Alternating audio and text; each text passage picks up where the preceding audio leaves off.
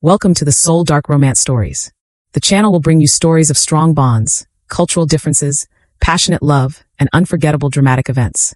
If you love interracial love stories and cinematic storytelling, then this is the place for you. Enjoy listening. Please subscribe to the channel to hear more great stories. I was 7 months pregnant when my baby shower turned into a public execution, and the worst part was that I paid for every single detail myself.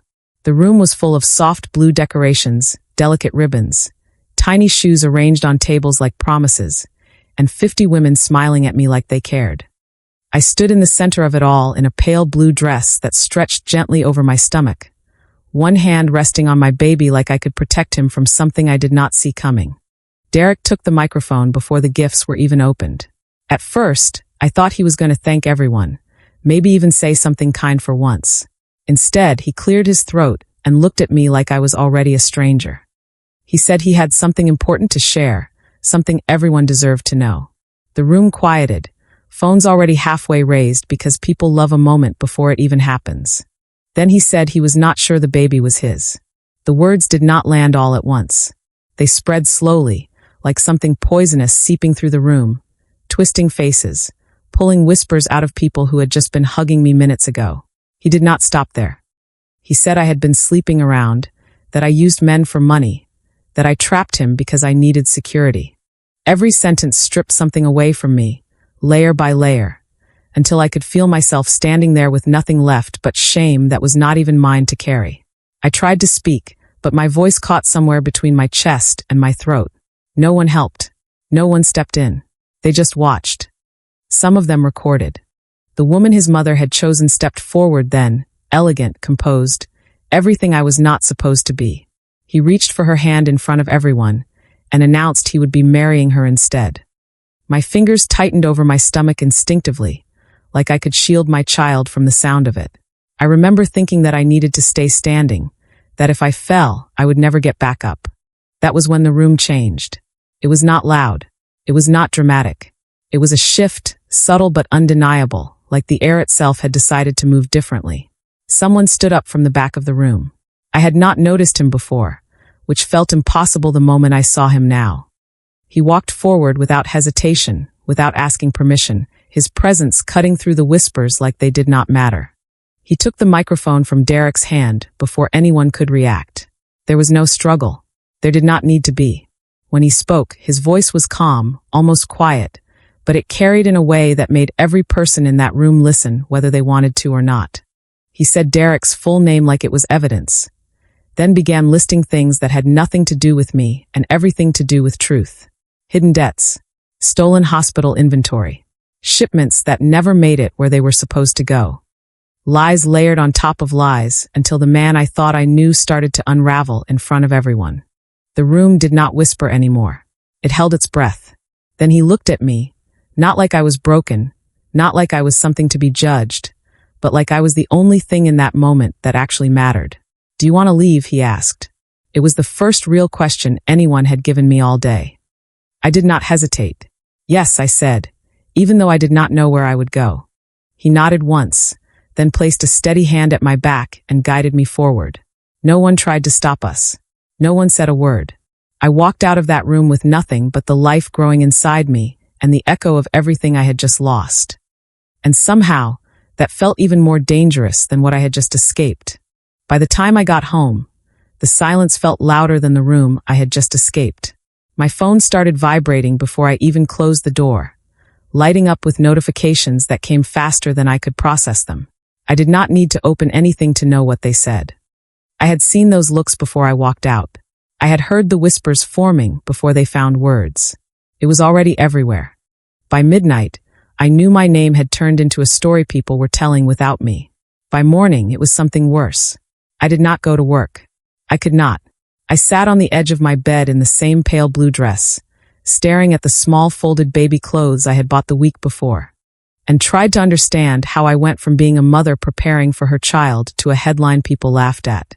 The first message from Derek came just after 8. It was not an apology. It was a warning. He said I should keep quiet, that things would get messy if I tried to fight him, that he had already spoken to a lawyer about custody. Custody. The word hit harder than everything else. My hand moved to my stomach without thinking. "You are not taking him from me," I whispered, even though no one was there to hear it. By noon, the hospital called. Not to check on me. To ask me not to come in for a few days until things calmed down. They said it was for my safety, but we both knew it was for their image. By afternoon, my landlord left a voicemail about complaints, about attention, about reconsidering my lease. Everything in my life started shifting at once, like the ground beneath me had decided I was no longer worth holding up. I packed a small bag because I did not know what else to do. I had just zipped it closed when someone knocked on my door. Slow, controlled, not Derek. I knew that immediately. I hesitated before opening it, but something in me already knew who it would be. Baek Sung-ho stood on the other side like he had not moved since he left that room. Like the chaos I had been drowning in had never touched him. "Are you alone?" he asked. I nodded. He stepped inside without waiting for permission, his eyes scanning the space once, taking in everything in a way that made me feel like nothing could hide from him. "You cannot stay here," he said simply. I crossed my arms instinctively, defensive even though I knew he was right. "I do not have anywhere else to go," I replied. He studied me for a moment, not with pity, not with judgment, just assessment. "Then come with me," he said. It was not a suggestion. I should have refused. I should have told him I did not trust men who controlled rooms without raising their voices. Instead, I looked down at my bag, then back at him, and realized I had already lost the life I was trying to protect. The car ride was quiet. The city moved outside the window like nothing had changed, like people were not building entire narratives about me while I sat there trying to hold myself together. He did not speak. He did not ask questions. He just drove, one hand steady on the wheel, like this was another problem he had already decided to solve. When we stopped, it was in front of a townhouse tucked into a quiet street that felt removed from everything I knew. Inside, it was warm, secure, untouched by cameras or whispers. A woman greeted me at the door, introducing herself as part of my security team. The words sounded unreal, like they belonged to someone else's life, not mine. I turned to him then, my grip tightening on the strap of my bag. "Why are you doing this?" I asked, because nothing about this made sense. "Because they will not stop," he answered. "Not now. Not while you are vulnerable." The way he said it made something cold settle in my chest. This was not over. Not even close. As if to prove it, my phone buzzed again in my hand. Another message from Derek. I opened it this time. He had filed for emergency custody. My vision blurred for a second before I forced myself to focus. "He is trying to take my child," I said, my voice breaking despite my effort to hold it steady. Baek Sung-ho did not react with shock or sympathy. He reacted with precision. "I will handle it," he said. The certainty in his tone should have scared me. Instead, it felt like the first solid ground I had stepped on all day. "I do not want to owe you anything," I said quietly, because that mattered, because I had already given too much of myself away in my life. He held my gaze without blinking. "You do not owe me," he replied. That was when I knew he was lying. Not in words, but in the weight behind them. Nothing about him came without a cost. I just did not know what it was yet. The first night in that house, I could not sleep. Every sound felt unfamiliar. Every silence felt watched. I sat on the edge of the bed, one hand on my stomach, feeling the slow, steady movement beneath my palm that reminded me why I had to stay strong. At some point, I found my way to the kitchen because it was the only place that made sense to me. He was already there, standing in the dim light, a glass of water untouched in his hand. "You should be resting," he said without looking at me. "You should be eating," I replied automatically. The words came out sharper than I intended, but I did not take them back. He turned then, something flickering in his expression that I could not quite read. "No one talks to you like that," I said. "No," he answered. There was no anger in it, just truth. I moved past him, opening cabinets, finding ingredients like I needed to prove I still knew how to do something right. Cooking steadied me. It gave my hands something to do when my thoughts would not stop. He watched in silence as I worked, as I built something simple and real in a space that felt anything but. When I placed the plate in front of him, he hesitated for a fraction of a second before taking a bite. "You do not eat enough," I said softer now. "You do not know that," he replied, but there was no edge to it. "I do," I said, "because people who forget to take care of themselves look like you." For the first time, his expression shifted into something almost human. Not warm, not open, but not completely closed either. Later, when I turned to leave, I caught it. A small movement barely there. His hand pressed briefly to the side of his head, his eyes closing for just a second too long. Then it was gone. He straightened, composed again, like nothing had happened. But I had seen it, and for some reason I did not understand yet. That scared me more than everything else. The first week inside that house felt like I was living between two realities that refused to meet. Outside, my life kept unraveling. Inside, everything slowed into something almost gentle, almost safe, like I had stepped into a place where time moved differently.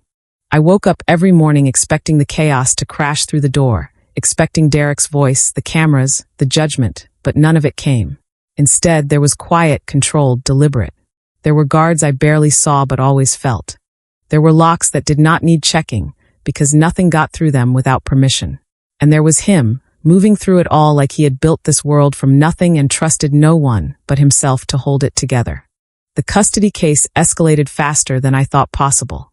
His lawyers filed motions, statements, accusations, all designed to make me look unstable before my child even had a chance to be born.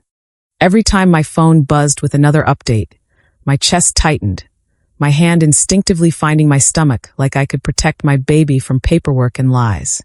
Baek Sung-ho handled it the same way he handled everything else. Quietly. Precisely. I never saw him argue. I never saw him panic. One morning, he sat across from me at the table, reading something on his tablet while I tried to force myself to eat. He did not look up when he spoke. "The custody request will not stand," he said. "The evidence against him is already being reviewed." Just like that. No reassurance. No explanation. Just a fact, delivered like the outcome had never been in question. I should have asked how. I should have questioned what he was doing behind the scenes to make things move that way. Instead, I nodded and took another bite of food I could barely taste, because for the first time since all of this started, I believed I might actually keep my child. That belief settled into me slowly, like something fragile I did not want to disturb. The days began to fill themselves in ways I did not expect. He started driving me to my appointments, always on time, always waiting without complaint, sitting in rooms that clearly did not belong to him without drawing attention to it. Nurses noticed him. Doctors did too. People always notice men like him, even when they do not understand why. But no one asked questions. Something about him made people decide not to. In the quiet moments, in the spaces between everything that mattered, something else began to grow. It was not sudden. It was not dramatic. It was small things that added up before I realized what they meant. The way he remembered how I liked my tea without asking twice. The way he adjusted the temperature in the car before I even mentioned I was cold.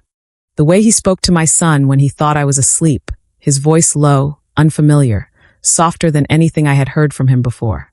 "You will be strong," he murmured one night, his hand resting lightly over mine where it covered my stomach. "Stronger than this world deserves." I did not move. I did not open my eyes. I just listened, letting something warm and terrifying settle deep inside me. No one had ever spoken to my child like that before. No one had ever spoken to me like that before either. Not really. I started talking back more, challenging him in ways I knew no one else did. "You cannot control everything," I told him one evening when he canceled a meeting because I said I was tired. "Watch me," he replied without looking up. That earned him a small laugh I did not expect to give. "You are exhausting," I said. "You are still here," he answered. That shut me up faster than anything else could have. Because he was right. I was still there. And I was not there because I had nowhere else to go anymore. Not entirely. I was there because leaving him had started to feel harder than staying. That realization did not come all at once. It crept in slowly, through shared meals, through quiet nights, through the way he looked at me like I was something steady in a world that was always shifting beneath him. But the cracks were still there. I saw them more clearly the longer I stayed. The headaches came more often. The moments where he lost focus stretched just a little too long. Once, he reached for a glass and missed it completely, his hand stopping in the air like his body had forgotten how to follow through. He recovered quickly, always quickly, but not fast enough to hide it from me anymore. "You are not okay," I said one night, standing across from him in the kitchen, the words heavier this time, impossible to ignore. He did not answer right away. He rarely did when the truth was close. Instead, he poured himself a drink he would not finish, his movements controlled, deliberate, like control itself was the only thing holding him together. "I am fine," he said finally. I shook my head before he even finished. "No, you are not." Silence settled between us, thick and unmoving. I stepped closer, close enough to see the strain in his expression, the faint tension in his jaw, the exhaustion he refused to name. "Tell me what is wrong," I said softer now, because anger would not get me the truth. He looked at me then, really looked, like he was measuring something he could not afford to miscalculate. "You should not ask questions you cannot handle the answers to," he said quietly. I felt something in my chest tighten, not with fear, but with certainty. "Try me," I replied. That was when I saw it. Not the illness itself, not the full truth, but the shadow of it, heavy and unavoidable. It passed through his expression in a fraction of a second, gone as quickly as it appeared. But it was enough. Enough to tell me that whatever he was hiding was not small, not temporary, not something that would simply go away if we ignored it long enough. And for the first time since I walked out of that room, I realized that the man who had saved me might be fighting something I could not protect him from. The question stayed between us long after I asked it, heavy and impossible to ignore. He did not answer me that night. He walked past me instead. The conversation closed in a way that made it clear I had reached a boundary he was not ready to cross. But silence has a way of speaking louder than words when you are paying attention, and I had started noticing too much to pretend anymore. The next few days unfolded with a tension that lived just beneath everything else. He was still composed, still in control, still the man who could dismantle someone's life with a quiet sentence, but the cracks were no longer invisible. They showed in the way he paused before standing, in the way his hand lingered on walls and furniture just a second too long, in the way his eyes would lose focus before snapping back like nothing had happened. I watched him more carefully than he realized, not because I was trying to invade his privacy, but because I was already too involved to look away. The truth came to me by accident, or maybe nothing about it was accidental at all. I was looking for something simple, just a clean towel in a bathroom I had not used before, when I saw the medications lined up inside the cabinet. Not one or two. Dozens. Bottles with names I did not recognize. Labels with dosages that made my chest tighten before I even understood what they meant. I should have closed it and walked away. I should have waited for him to tell me on his own terms. Instead, I read. Slowly. Carefully. And the more I read, the clearer it became that whatever he was dealing with was not temporary, not manageable, not something that would end well. My hands started to shake before I even realized I was afraid. When I walked back into the living room, he was there, exactly where I expected him to be, like he always knew where I would go before I got there. "You were not supposed to see that," he said, his voice calm but his eyes sharper than I had ever seen them. I swallowed hard, forcing my voice to stay steady. "You were not supposed to hide it," I replied. The words landed between us with more weight than anything we had said before. He did not deny it. He did not try to explain it away. He just watched me, like he was deciding how much of the truth I could handle. "How bad is it?" I asked, because there was no point in pretending anymore. He exhaled slowly, like the act of telling me would make it more real than he was ready for. "It is progressive," he said. "It will not get better." I felt the room shift around me, not spinning, not collapsing, just changing in a way that made everything feel sharper, clearer, harder to ignore. "How long?" I pressed. He held my gaze for a moment before answering, and in that moment I already knew. "Months," he said quietly. "Maybe less." The words settled into me like something final, something that could not be undone or negotiated. I turned away for a second, not because I wanted to leave, but because I needed to breathe without him watching me break. "You knew this," I said after a moment, my voice lower now, steadier than I felt. "You brought me here knowing this was how it ends." "I did not plan for you," he said, and there was something in his tone that felt dangerously close to honesty. "You were supposed to be protected, not involved." I let out a breath that felt heavier than anything I had held in before. "You do not get to decide that for me," I said. He did not argue. He rarely did when something mattered. That silence said more than any defense could have. The anger came next, not explosive, not loud, but deep and cutting. "You let me build something here," I continued, my hand pressing instinctively against my stomach, as if that could ground me. "You let me feel safe, you let me trust you, knowing you were leaving." His jaw tightened slightly, the only sign that my words had hit where I intended them to. I did not expect to care, he admitted. That was not an excuse. It was not enough. But it was real. I turned back to face him fully then, letting him see everything I was feeling, because there was no point in hiding it anymore. I should leave, I said, the words sitting between us like a decision I had not fully made yet. You should, he agreed immediately. That was what broke something inside me. Not because he wanted me gone, but because he would not stop me from going. Because he was already choosing what he thought was best for me, even if it meant losing me. I stared at him for a long moment, searching for something that would make this easier. Some reason to walk away that did not feel like I was abandoning something I had not even had time to understand. But there was nothing. Just him standing there, steady and controlled. Even as everything about him was slowly falling apart.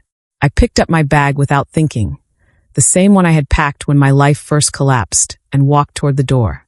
Each step felt heavier than the last, like I was moving against something pulling me back.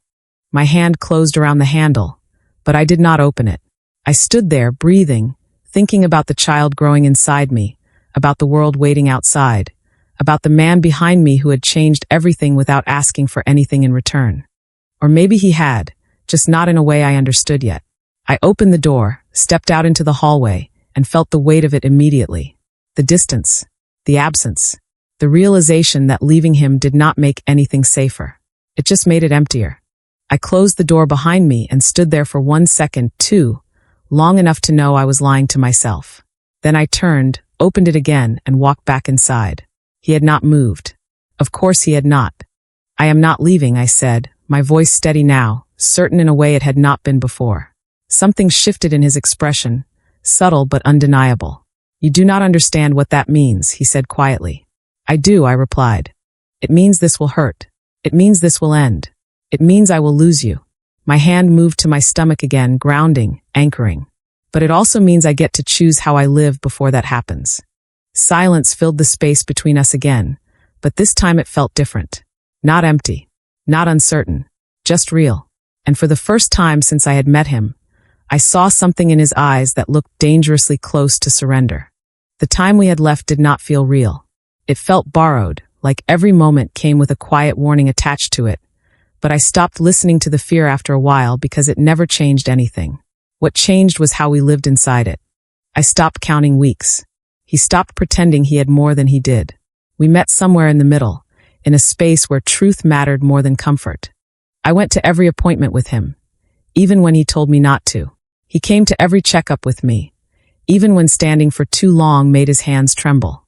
We built something fragile and undeniable in the middle of everything that was falling apart. At night, he would sit beside me with one hand resting lightly over my stomach, feeling the small movements that made his expression soften in ways no one else would ever see.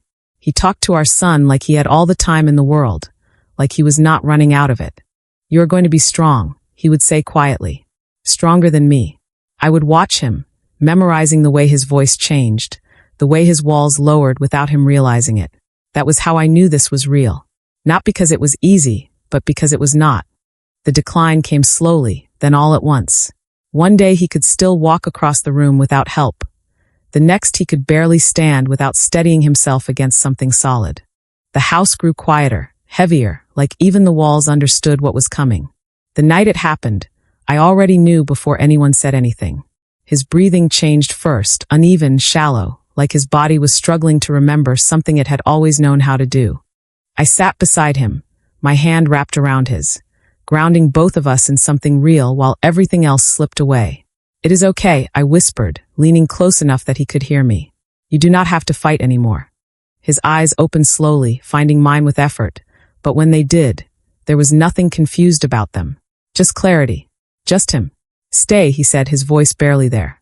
I am here, I answered immediately. I am not going anywhere. His fingers tightened slightly around mine, just enough for me to feel it. Just enough to say everything we did not have time to put into words. I love you, he whispered. I closed my eyes for a second, holding on to the sound of it, knowing it was the last time I would hear it. I love you too, I said steady, even though everything inside me was breaking. The room was still, the world outside distant, and for a moment it felt like time had stopped just for us. Then his grip loosened, his breathing slowed, and then it was gone. I stayed there, holding his hand long after the silence settled, long after the truth became something I could not deny. I did not scream. I did not fall apart the way I thought I would. The grief came differently, deeper, quieter, like something that would stay with me instead of crashing through me. I pressed my forehead to his hand and let the tears come slowly. "Thank you," I whispered, because it was the only word that felt big enough. "Thank you for choosing us." I used to think that night destroyed me, but it did something else instead. It stripped everything down to the truth. Love is not about perfect timing, safety, or guarantees. It is about who stands beside you when everything falls apart, and who you choose when you know it will hurt. Baek Sung-ho gave me more than protection. He gave me courage, a future for my child, and a love that changed me forever. And if I had to live it all again, knowing exactly how it ends, I would still choose him. Every single time. So tell me, would you have stayed? Would you choose love even if you knew it would leave you alone in the end? If this story touched you, do not forget to like, subscribe, and share your thoughts in the comments.